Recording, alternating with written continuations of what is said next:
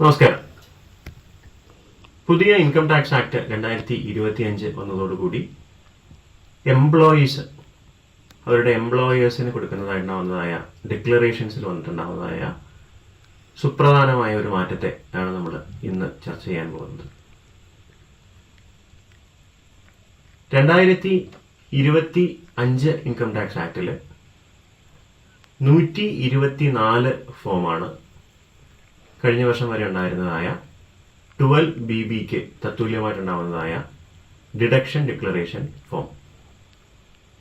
ഈ പുതുക്കിയ 124-ന് 2 പാർട്ടുകളാണ് ഉള്ളത്. പാർട്ട് എയിൽ എംപ്ലോയിയുടെ ജനറൽ ബേസിക് ഇൻഫർമേഷൻസ് ആണ് എന്നുണ്ടെങ്കിൽ പാർട്ട് ബിക്കകത്താണ് ഡിഡക്ഷൻ ഡീറ്റെയിൽസ് ഡിക്ലെയർ ചെയ്യേണ്ടത്. ഹൗസ് റെന്റ് അലവൻസ് റിലേറ്റഡ് ആയിട്ടുണ്ടാവുന്നതായ എക്സംഷൻസിനോ ലീവ് ട്രാവൽ അലവൻസ് അല്ലെങ്കിൽ ഈ പറയുന്ന ATC മുതൽ ATU വരെ ഉണ്ടാവുന്നതായ പുതിയ ആക്ടിൽ ഉണ്ടാവുന്നതായ ഡിഡക്ഷൻസ് തുടങ്ങിയ എല്ലാത്തിനും ഉണ്ടാവുന്നതായ ഒരു ഡിക്ലറേഷൻ ഫോമാണ് ഈ 124.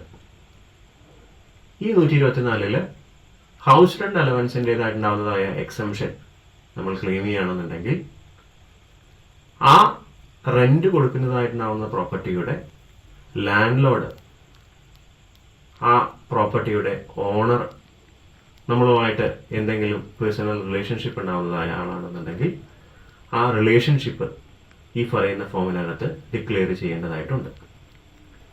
നമുക്കറിയാം, ഈ പറയുന്നതായ ഇൻകം ടാക്സ് ഇവേഷനുമായിട്ട് അവോയ്ഡൻസുമായിട്ടെല്ലാം ബന്ധപ്പെട്ടിട്ട് ഒരുപാട് ഡൂബിയസ് ആയിട്ടുണ്ടാവുന്നതായ എക്സംഷൻസും ഡിഡക്ഷൻസും എല്ലാം പലരും ക്ലെയിം ചെയ്യുന്നുണ്ട്.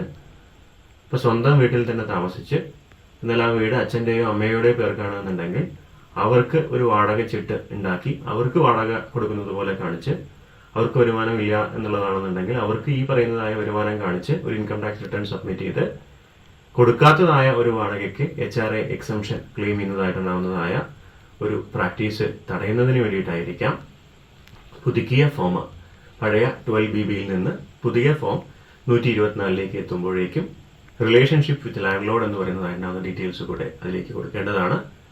ഞാൻ മേൽ പറഞ്ഞ കാരണം കൊണ്ടായിരിക്കാം ഇൻകം ടാക്സ് ഡിപ്പാർട്ട്മെന്റ് ഈ പറഞ്ഞതായിട്ടുണ്ടാവുന്നതായ ഒരു പോയിന്റ് അതിലേക്ക് ആഡ് ചെയ്തിട്ടുണ്ടാവുക. അപ്പോൾ ഈ പറയുന്ന രീതിയിൽ ഉണ്ടാവുന്നതായ അൺഎത്തിക്കൽ പ്രാക്ടീസുകൾ പാലിക്കുന്ന ആൾക്കാർ തീർച്ചയായിട്ടും അത് അവോയ്ഡ് ചെയ്യുവാനായിട്ട് ശ്രമിക്കാം. Thank you.